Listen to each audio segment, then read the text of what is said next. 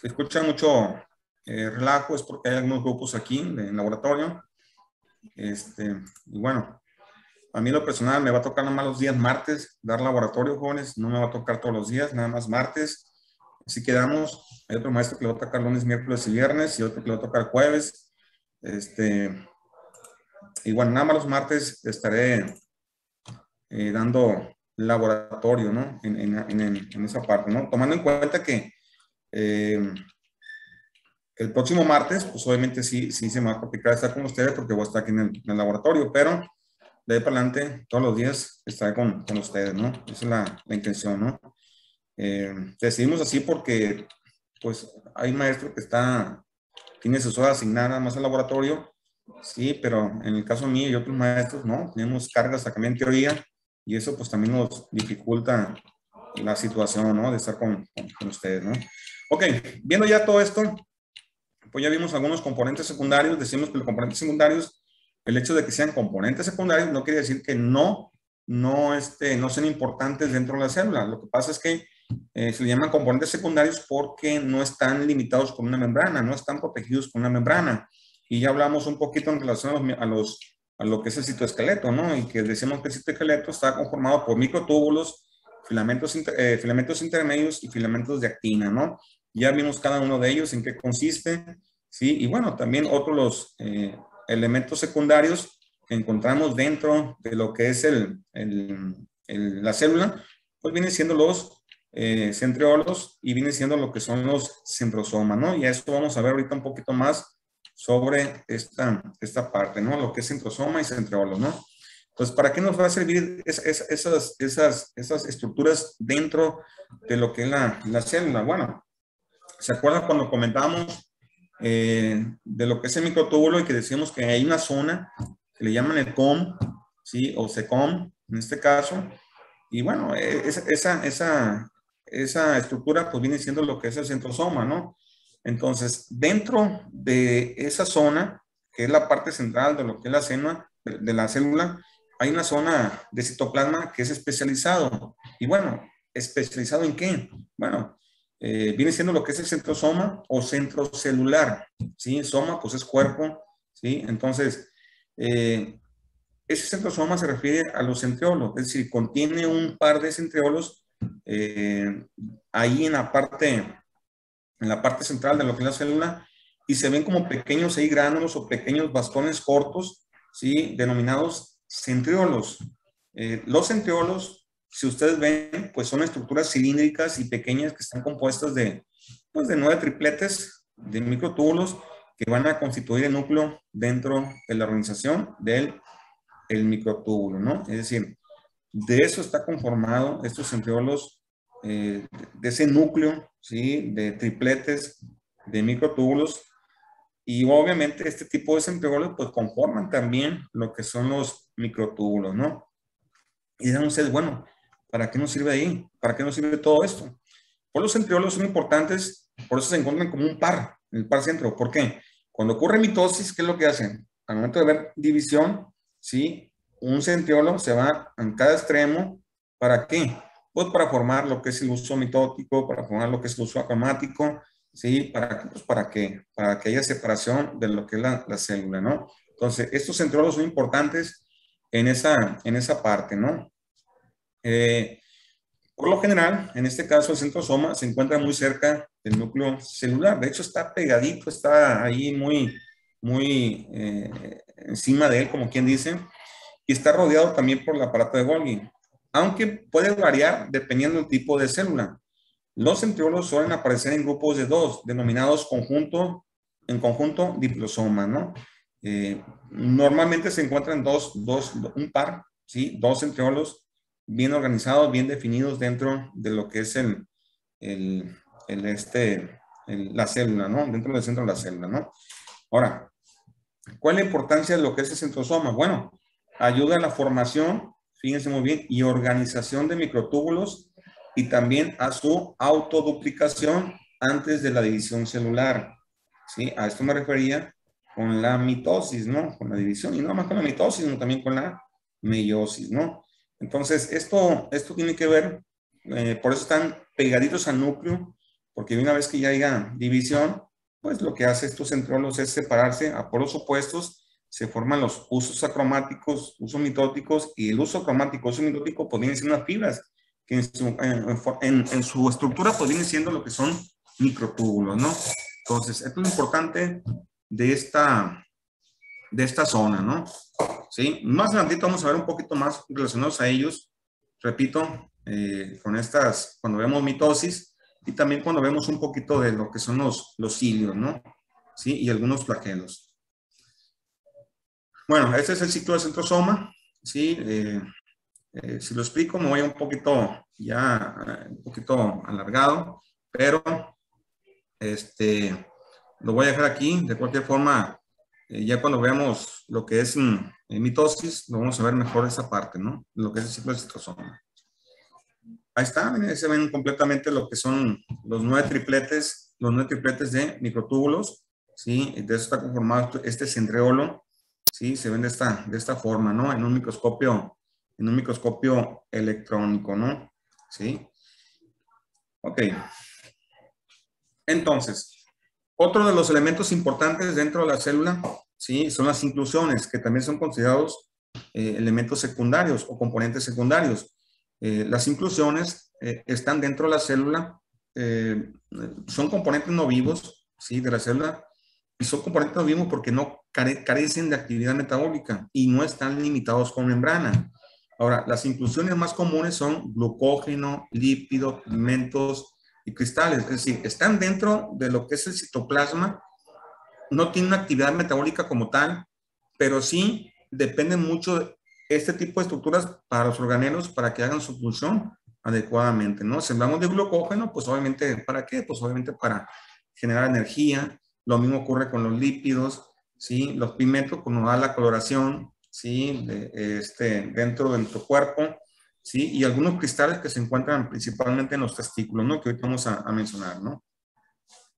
Entonces, si hablamos de estas inclusiones, podemos decir que pues tenemos lo que es el glucógeno. El glucógeno lo encontramos como pequeñas rosetillas, algo similar así como los ribosomas, pero estos son mucho más pequeños y lo encontramos por todo lo que es el citoplasma. Este glucógeno, que obviamente se manifiesta como glucosa, ¿sí? Abunda sobre todo en células musculares y hepáticas, es decir, es en las zonas donde mayormente vamos a encontrar este tipo de inclusiones, ¿no? De glucógeno, ¿no?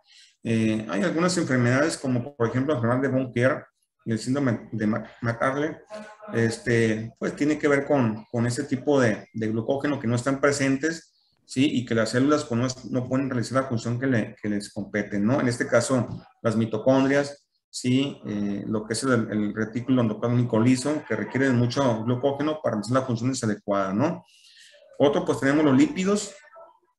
Hay células que son especializadas en almacenar triglicéridos, en almacenar grasa, y en este caso son los adipocitos. No estamos diciendo que nada más ellas almacenan grasa, no, también la mayor parte de las células también tienen capacidad de depósito de triglicéridos. ¿Por qué? Porque los triglicéridos también son importantes ¿para qué? Pues para generar ATP, ¿sí? Entonces, de hecho, los lípidos te generan el doble de energía que el glucógeno. Lo que pasa es que tienen que metabolizarlo. Entonces, también las células requieren de algunos triglicéridos. ¿Para qué? Pues para realizar las funciones que le competen, ¿no? Ya vimos algunas enfermedades también relacionadas con el depósito de lisosomas, que tienen que ver con el tipo de triglicéridos, como la enfermedad de Gaucher, ¿sí? Y la enfermedad de Niemann-Pick, ¿no? Que no tienen capacidad de digerir ciertos elementos de lo que es algunas grasas, ¿no? Algunas grasas que definitivamente pues son complicadas o son importantes dentro de la función de lo que es el núcleo, ¿no? Y bueno, hay algunos pigmentos, algunas inclusiones. Los pigmentos pueden ser exógenos y pueden ser endógenos. Por ejemplo, los exógenos son los carotenos. ¿Qué pasa? Que cuando consumimos zanahoria, que consumimos jamaica, consumimos betabel o alguna, betabel más que nada, y al momento de hacer nuestras necesidades fisiológicas, ¿cómo sale el color de lo que es los pigmentos? No tiene que ver con esos pigmentos, tiene que ver con esa coloración. A eso se llaman pigmentos exógenos, ¿sí? O sea, dependemos de ese pigmento que lo consumimos y la célula reacciona, pues reacciona coloreando o excretando del mismo color de lo que nosotros consumimos, ¿no? Lo mismo ocurre con los pigmentos endógenos, que por ejemplo la hemoglobina, pues la que le da coloración distintiva en lo que son los glóbulos rojos, la melanina, que es la coloración, ¿sí? Que le da a nuestra piel, ¿sí? Y también hablando de la lipofuscina, ¿no? Entonces, estos elementos son importantes dentro de la célula, están dentro de lo que es el citoplasma, y eso ayuda a muchos jóvenes a, pues, que pues realicen las funciones adecuadamente al interior de lo que es la célula, ¿no? Es decir, estas inclusiones los va a necesitar los organelos para cumplir sus funciones, ¿no? Hay algunos cristales también que se consideran inclusiones, pero se ha demostrado que los cristales solo se encuentran en las células intersticiales y células de Sertoli, y en algunos macrófagos. No se encuentran en ningún otro tipo de célula más que en esa zona. Todavía no se sabe muy bien qué función tienen los cristales, pero se piensa que son como proteínas, ¿sí? Y al momento de decir que son proteínas, estamos diciendo que posiblemente este tipo de cristales funcionen ¿para qué? Pues para producir ciertos hormonas, ¿no? Porque las células de Sertoli y células de Leydig, pues son encargadas de producir ciertas hormonas dentro de lo que son los testículos, ¿no? Pero todavía no está muy claro esos cristales, ¿no? Y se, o sea, se ven como si fueran pequeños cristales, ¿sí? Dentro de un microscopio electrónico, ¿no? Ok. Entonces, fíjense muy bien qué sigue. Bueno, pues por último sigue lo que es el núcleo. Nos falta ver este organelo importante dentro de lo que es la célula.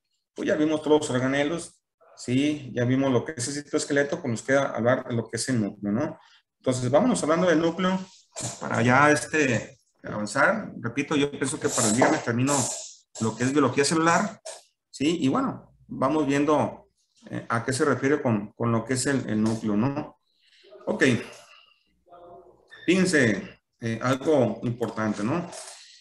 Sabemos perfectamente que el núcleo, pues es el organelo más grande dentro de lo que es la célula. Contiene casi todo el ADN, contiene casi todo el ADN porque otra parte lo tienen las mitocondrias, ¿sí? Pero la mayor parte de la cantidad de ADN está en el núcleo. Y bueno, también posee mecanismos para la síntesis de ARN. Y bueno, casi por lo regular, el núcleo es esférico y de forma central.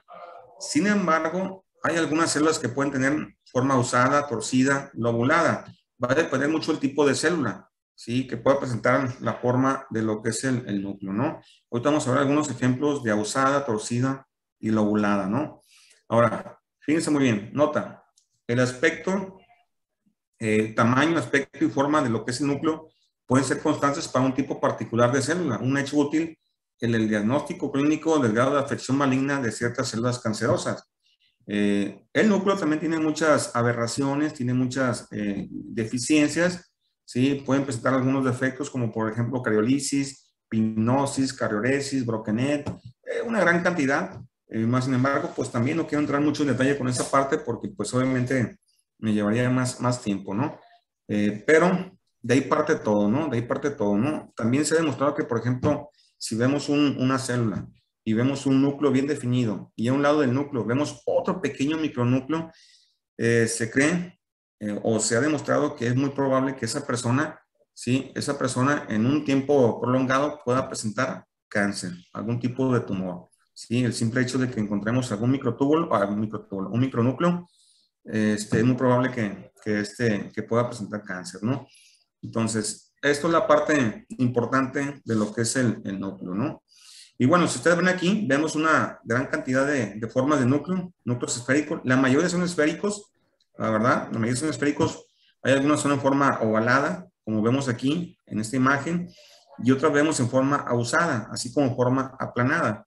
Y repito, tiene mucho que ver con el tipo o la forma de las células. Si la célula es aplanada, pues obviamente no va a tener un núcleo esférico, va a tener un núcleo ausado, ¿sí? Muy aplanado, ¿sí? Sí, entonces, normalmente son esféricos, ¿sí? Y de forma central, ¿no? Entonces, acá tenemos, fíjense muy bien, este es un neutrófilo, este es un lobulado, este es cementado, este es polimorfonucleado. Este tipo cuando ven una imagen o vemos en el microscopio este tipo de estructura, podemos pensar que tiene muchos núcleos, pero en realidad no, es un solo núcleo. Lo que pasa es que está segmentado, está lobulado, ¿sí? Pero es un solo núcleo, ¿no? Ahí está unido por filamentos ahí de cromatina, ¿sí? Pero es un solo núcleo, ¿no? Entonces, esto nos puede indicar mucho, ¿no? Repito, pero en sí, por lo regular, el núcleo es completamente esférico y es de localización central, ¿no? Entonces, ¿cuáles son las estructuras que componen al núcleo? Podemos decir que, pues obviamente, el núcleo, ¿sí? Pues tiene una envoltura nuclear. Y tiene esa envoltura nuclear, ¿por qué, jóvenes? Porque esa envoltura nuclear lo que va a ayudar es conservar lo que está al interior de lo que es el núcleo. ¿Y qué es lo que está al interior? Por la parte importante, ¿no? La información genética, ¿no? Lo que es el ADN. Pues tiene esa envoltura nuclear. Y no nada más la envoltura nuclear, tiene una lámina nuclear, ¿sí? Y tiene ahí unos filamentos intermedios también que apoyan a la membrana nuclear externa. Y eso ayuda a que sea muy, pero muy resistente, ¿no? Porque tiene que proteger todo lo que está dentro de lo que es dentro de lo que es el núcleo, ¿no? Entonces, ¿qué estructuras componen el núcleo? Bueno, si vemos aquí, el núcleo se encuentra limitado por una envoltura nuclear y bueno, se compone por dos membranas paralelas, una que es la membrana nuclear interna y la externa, ¿no? Las cuales incluyen tres componentes. ¿A qué me refiero con esos tres componentes? Bueno, si tenemos la envoltura nuclear, el interior, ¿sí? De lo que es el núcleo, pues tenemos lo que es la cromatina, lo que es el nucleolo y lo que es el nucleoplasma, ¿no? Entonces, todas esas estructuras tienen que proteger lo que es la envoltura nuclear, ¿no? Entonces, vamos viendo de qué se trata, ¿sí? Lo que es en sí el núcleo, ¿no?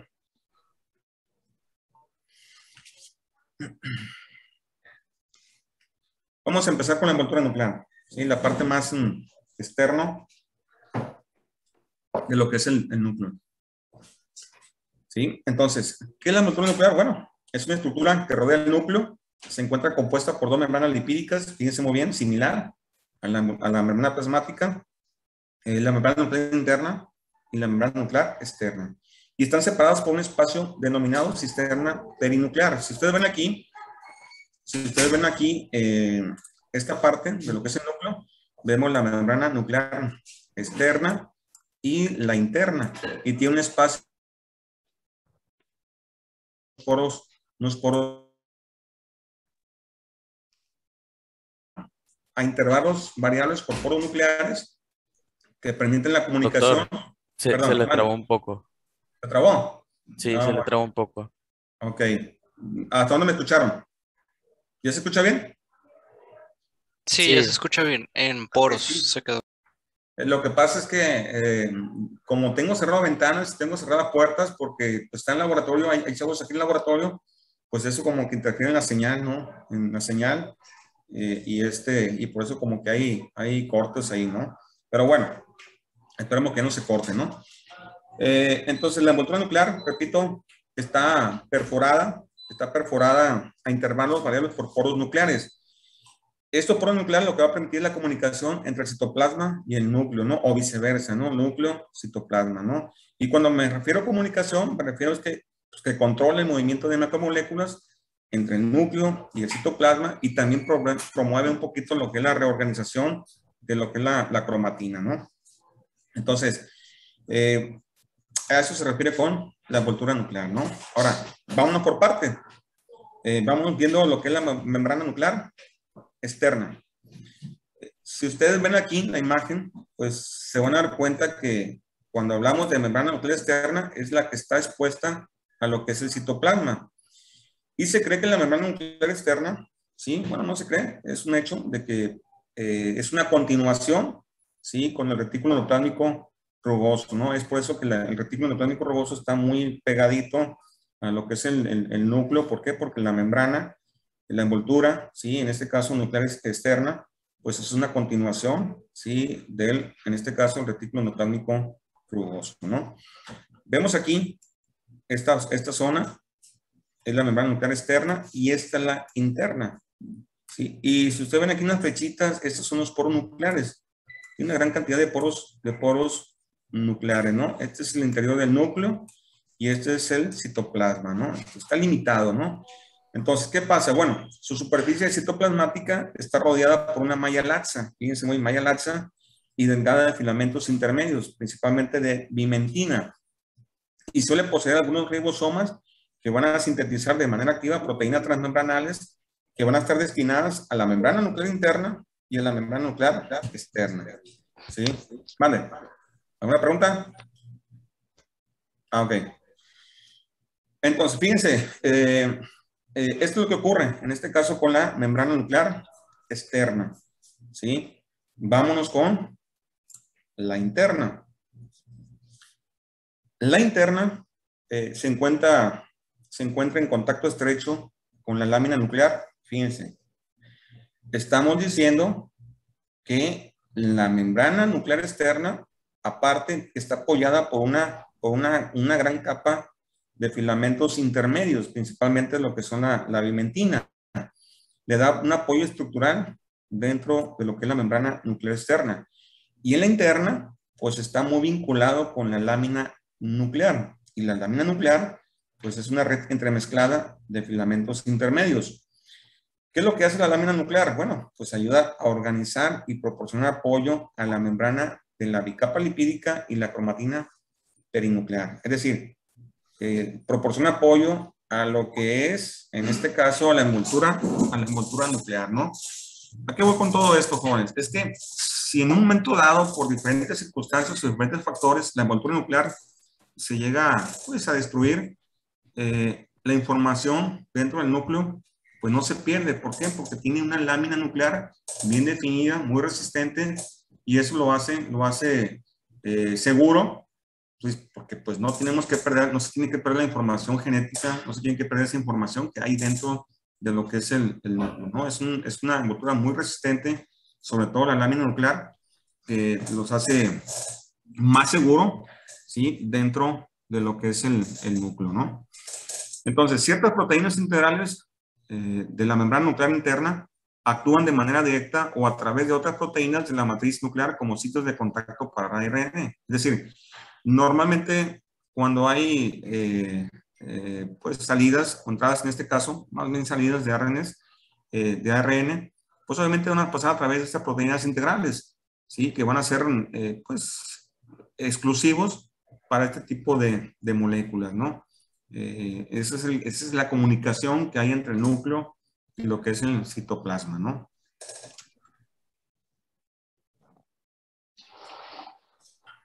Entonces, ustedes ven aquí esta otra imagen también, pues podemos ver que la lámina nuclear, decimos que está formada por filamentos intermedios y es contigua a la membrana nuclear interna.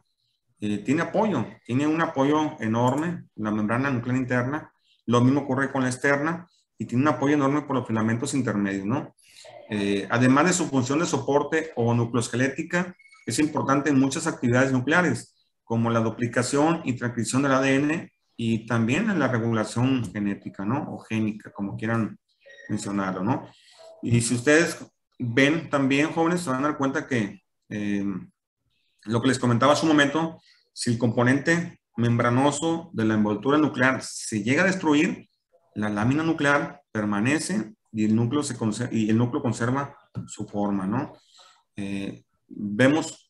Observen aquí la parte, en la parte de microscopía óptica, lo vemos de esta forma, se ve de esta forma, se ve como una malla, como si fuera una red. Lo mismo ocurre acá, esta es la lámina nuclear. Esta es la envoltura nuclear interna y esta es la externa, ¿sí? Y este es el espacio perinuclear, ¿no? Y por acá tenemos también un conjunto de filamentos intermedios que está apoyando la membrana nuclear externa, ¿no? Entonces, todo esto es con la finalidad de darle seguridad, ¿sí? A lo que es, a lo que contiene al interior de lo que es el núcleo, ¿no?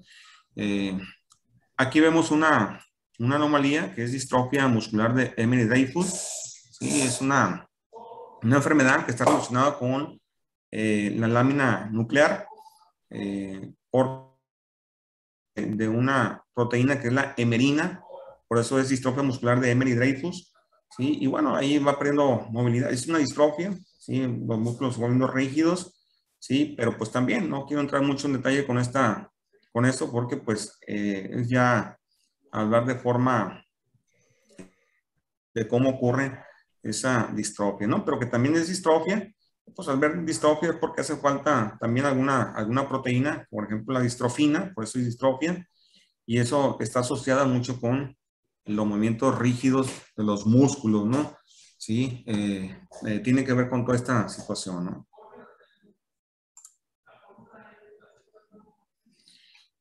Ok, fíjense, entonces, ya hablamos un poquito de la envoltura nuclear, vimos de la externa, la interna, ¿qué sigue? Bueno, pues siguen los poros nucleares. Los poros nucleares, pues también son fundamentales dentro de lo que es la envoltura, dentro de lo que es el núcleo. ¿Por qué? Pues es la que permite la comunicación entre el citoplasma y el núcleo y viceversa, ¿no? Si ustedes ven aquí esta imagen, jóvenes, esto es por criofactura, es por congelación, ¿sí? Es microscopía electrónica. Aquí vemos lo que es el núcleo. Ese es el núcleo y vean todos los poros. Tiene una gran cantidad de poros nucleares. Entre mayor actividad metabólica tenga una célula, mayor cantidad de poros nucleares va a tener esa célula, ese núcleo. Por ejemplo, las células del músculo cardíaco, las células del músculo esquelético, las células del hígado, los hepatocitos en este caso, las células del riñón, pues va a tener una mayor cantidad de poros nucleares. ¿Por qué? Porque requieren una mayor cantidad de comunicación, una mayor comunicación entre núcleo y citoplasma y viceversa, ¿no? Todas las células tienen, todas las células, los núcleos todos los núcleos de las células tienen estos poros nucleares, pero en estas células tienen mayor cantidad de poros nucleares, ¿no? Entonces, los poros nucleares, pues son pequeñas aberturas entre la membrana nuclear interna y la membrana nuclear externa. La función, repito, nada más es comunicación entre el núcleo y citoplasma. Y de nueva cuenta les digo, el número de poros va a variar conforme la célula y se relaciona con la actividad metabólica de la célula. ¿Sí? Esto es fundamental para que tengan una buena función, ¿sí? La célula, ¿no? Esos poros nucleares, ¿no?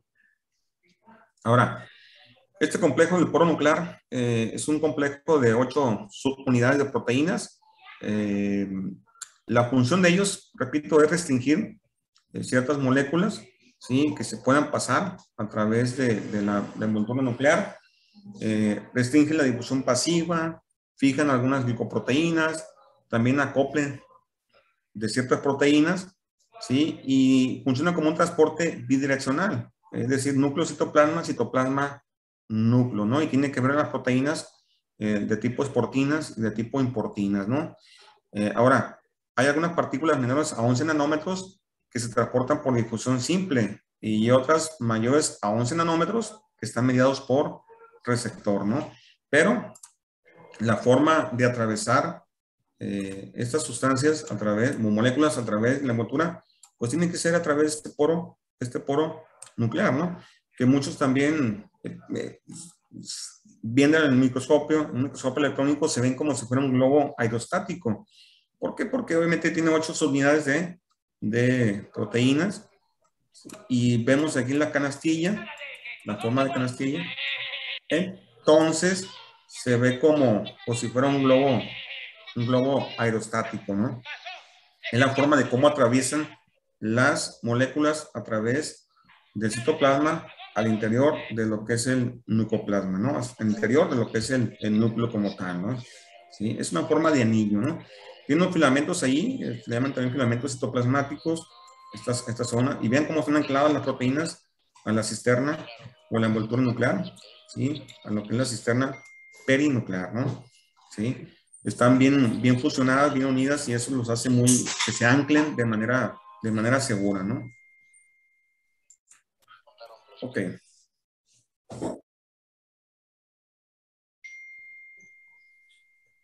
Ok, bueno, lo voy a dejar aquí para ya mañana empezar con cromatina y no cortarlo, porque ya es meterle mucha información, ¿sí?